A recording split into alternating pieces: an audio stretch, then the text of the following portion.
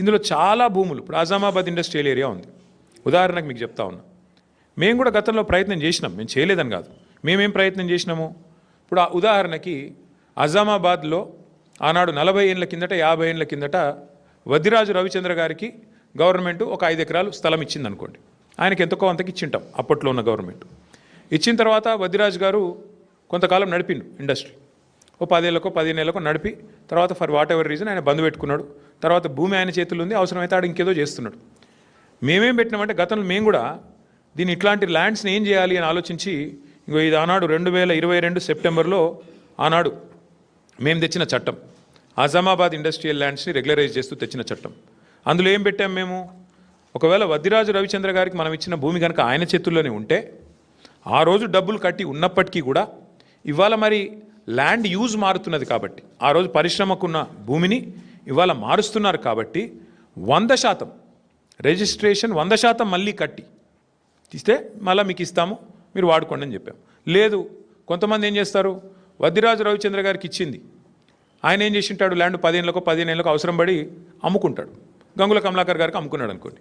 ఇప్పుడు గంగుల కమలాకర్ గారి చేతిలో ఉందనుకో ఆ భూమి, ఎగ్జాంపుల్ చెప్తున్నా, మీరు సీరియస్ తీసుకున్నారు. గంగుల కమలాకర్ గారి చేతిలో ఉంటే ఒరిజినల్ అలాటీ చేతుల్లో కాకుండా ఇంకొకరి చేతుల్లో కనుక మారింటే ఆ రోజు మా ప్రభుత్వం పెట్టింది ఏంటి అంటే నిబంధన, అట్లాంటి కేటగిరీ ఉంటే కేటగిరీ 2 కింద పెట్టి 200% కట్టాలి మీరు, 200%. ఎందుకంటే మీరు అప్పుడే నిబంధనలు తుంగలో దెక్కారు.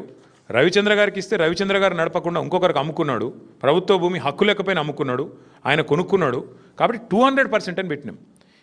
ఈరోజు వీళ్ళు ఏం చేస్తున్నారు ఎరికేనా మీకు, ఎంత టూ మచ్ అంటే, కేసీఆర్ ప్రభుత్వం వచ్చినాక మీకు తెలుసు హైదరాబాద్ నగరంలో కాదు మొత్తం తెలంగాణలో భూముల ధరలకు రెక్కలు వచ్చినాయి. 5 లక్షలు కూడా పలకని భూమి ఒక్కొక్క కాడ 50 లక్షలకు పోయింది. 10 రెట్లు 20 రెట్లు 30 రెట్లు పెరిగిన భూములు ఎన్నో ఉన్నాయి తెలంగాణ వ్యాప్తంగా. ఆదిలాబాదు, నారాయణఖేడు, ఈ మూల ఆ మూలని కాదు, అలంపూరు, గద్వాల, అంతటా భూముల ధరలు పెరిగినాయి.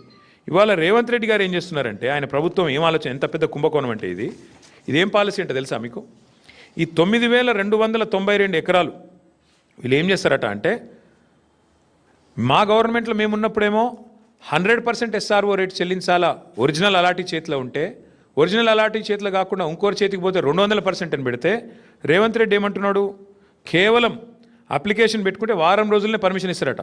ఏది TS ఐపాస్ లెక్క, అర్జెంటుగా డబ్బులు కావాలి కాబట్టి, అర్జెంటుగా లూట్ చేయాలి కాబట్టి వారం రోజుల్లో పర్మిషన్, మరొక వారం రోజుల్లో స్పెషల్ CS ఆధ్వర్యంలో కమిటీ అప్రూవల్, మరొక వారం రోజుల్లో ఫీజు డిమాండ్ నోటీస్, 45 రోజుల్లో మొత్తం ప్రక్రియ పూర్తి. అన్నింటికి మించిన హైలైట్ ఏంటంటే 100% 200% నిబంధన మనం పెడితే మన కేసీఆర్ గవర్నమెంట్లో 30% కడితే చాలంట. ఎంత హైలైట్ అంటే 30% చాలంటే, ఏది 30% SRO విలువ. ఉదాహరణకి మీకు ఎగ్జాంపుల్ చెప్తాను, ఆజామాబాద్లో ప్రస్తుతం SRO విలువ, SRO వాల్యుయేషన్ 32,000 రూపాయలు ఉంది, కానీ అక్కడ మార్కెట్లో 1,50,000 ఉంటుంది. యాజ్ ఇట్ ఈస్ 5 రెట్ల తేడా ఉంటుంది. బాలానగర్లో 45,000 ఉంది, కానీ బయట మార్కెట్లో 2 లక్షలు ఉంటుంది. జీడిమెట్లలో 32,000, 12,000 నుంచి 32,000 ఉంది, మార్కెట్ వాల్యూ దగ్గర దగ్గర 1,00,000 ఉంది.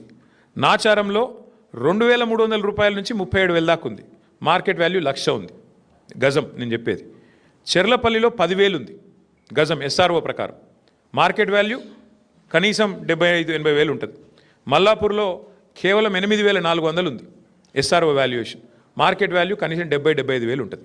ఇప్పుడు వాళ్ళు చెప్పే, రేవంత్ రెడ్డి చెప్పే లెక్క ఏంటంటే, చెర్లపల్లిలో నీకు ఇండస్ట్రీ ఉందనుకో, మార్కెట్ వాల్యూ అక్కడ 1,00,000 ఉన్నప్పటికీ SRO వాల్యూ 10,000 ఉంటే రేవంత్ రెడ్డి గారు ఏమంటున్నారు, మీరు అందులో 3,000 కడితే చాలంట, మీకు ఇచ్చేస్తాం 45 రోజుల్లో. ఇంకా హైలైట్ చెప్తాను మీకు. ఉదాహరణకి అంటే కేసీఆర్ ప్రభుత్వంలో ఆజామాబాద్లో మీకు ఈ ల్యాండ్ మీకు ఉంటే మీరు దాన్ని రెగ్యులరైజ్ చేసుకోవాలంటే మీరు 32,000 అక్కడ మార్కెట్ SRO వాల్యూ ఉంటే మీరు చేతులు కింద మారింటే 64,000 కట్టాలని మనం పెట్టినాం. ఇప్పుడు రేవంత్ రెడ్డి గారు ఏమంటున్నారు తెలుసా, 32,000 వాల్యూ ఉంటే SROది కేవలం 10-11,000 కడితే చాలు, మీకు ఇచ్చేస్తాం, మీరు తీసేసుకోండి. అంటే దీని వెనక ఉన్న కుంభకోణంలో ఇక్కడ మెయిన్ పాయింట్ ఏంటంటే, ఇవాళ ఒక ముఠా తిరుగుతుంది హైదరాబాద్లో. ఆ ముఠా సభ్యులు ఎవరెవరే అంటే ఏవి రెడ్డి, కొండల్ రెడ్డి, తిరుపతి రెడ్డి, కృష్ణారెడ్డి, వీళ్ళెవరో కాదు, అంతా ముఖ్యమంత్రి గారి బిజినెస్ పార్ట్నర్లు, ఆయన కుటుంబ సభ్యులు. మొత్తం అగ్రిమెంట్లు చేసి పెట్టుకున్నారు. ఇవన్నీ మొత్తం ఈ భూములన్నిటికీ అగ్రిమెంట్లు, వెనకాల ఎంఓయూలు ఒప్పందాలు అన్నీ కుదుర్చుకున్న తర్వాతనే మళ్ళీ దీని మీద ఆర్ఆర్ ట్యాక్స్ ఉంటుంది ప్రతి దగ్గర. ప్రభుత్వానికి వచ్చేది 30%, మళ్ళీ తర్వాత 60%, 70% రేవంత్ రెడ్డి గారికి కాంగ్రెస్కు ట్యాక్స్ కట్టాలి, కప్పం కట్టవలసిందే. ఈ లెవెల్లో అంటే ఒక 4-5 లక్షల కోట్ల భూములకు వీళ్ళు పెట్టిన టెండర్ ఇది. నేను అడిగేది ఒక్కటే, మీరు ఆలోచించండి దయచేసి. మొన్న మీరు జూబ్లీహిల్స్ ఎలక్షన్ చూసినారు. అక్కడ ముస్లిం సోదరులకి శ్మశాన వాటికకి ఇద్దామంటే 2 ఎకరాల జాగలేదు, 2 ఎకరాలు జాగలేదు జూబ్లీహిల్స్లో. హైదరాబాద్లో ఒక ఇందిరమ్మ ఇల్లు ఇవ్వలేదు 2 ఏళ్లలో. ఒక పేదవాడికి హైదరాబాద్ ఇల్లు కడదామంటే ఇవాళ 1 ఎకరం జాగలేదు ప్రభుత్వం దగ్గర. హైదరాబాద్ కాంక్రీట్ జంగల్గా మారిపోతున్నది. ఒక పార్క్ కడదామంటే జాగలేదు. నేను ఇవాళ రేవంత్ రెడ్డిని అడుగుతున్నా, 9,292 ఎకరాల విలువైన భూమి నువ్వెందుకు ప్రైవేట్ వాళ్ళకి దారాదత్తం చేస్తున్నావు? ఇది ప్రభుత్వ భూమి కదా. ప్రభుత్వ భూమిని మీరు పారిశ్రామికీకరణ కోసం, పారిశ్రామిక అవసరాల కోసం ప్రైవేట్ వ్యక్తులకు రాయితీ మీద ఇచ్చిన భూమి ఎందుకు వాళ్ళ కండిషన్ పెడతలేవు?